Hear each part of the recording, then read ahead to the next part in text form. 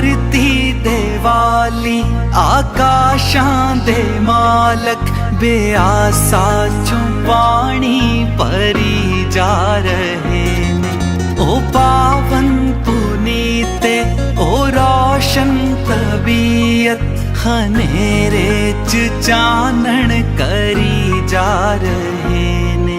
ओ दिलबर अमोलक अमोलक दीदारे दीदारे नारायण परम पातशाही। ओ दिलबर अमोलक अमोलक दीदारे दीदारे नारायण परम पातशाही।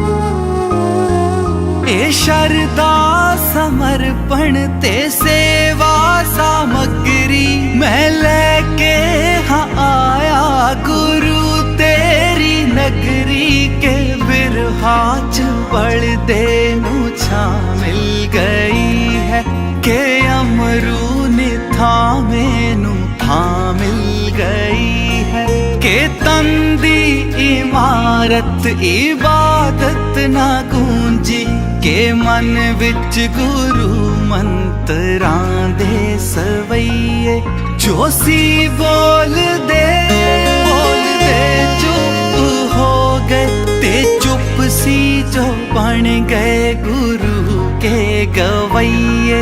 84 मुकाले जो बौली च उतरे ओ सिमरन दी पौड़ी चढ़ी जा रहे ने। ओ धरती दे वाली आकाशां दे मालक बेआसा चों पानी भरी जा रहे ने। ओ दिलबर अमोलक अमोलक दीदारे दीदारे नारायण परम पातशाही। तू दिलबर अमोलक अमोलक दीदारे दीदारे नारायण परम पातशाही।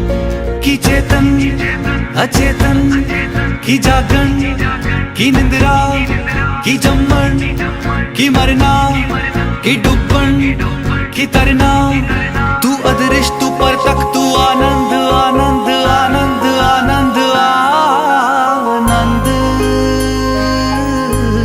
तू आनंद।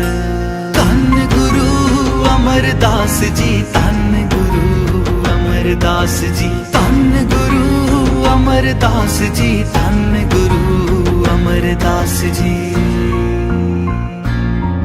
तू बेसुरत दुनिया नू आवाज मारी तू धड़कन ताराशी तू सीरत सवारी मुरीदां दे नैनी सदा रहनी तरदी है मर जांदी अख पर नजर नहीं हो मरदी।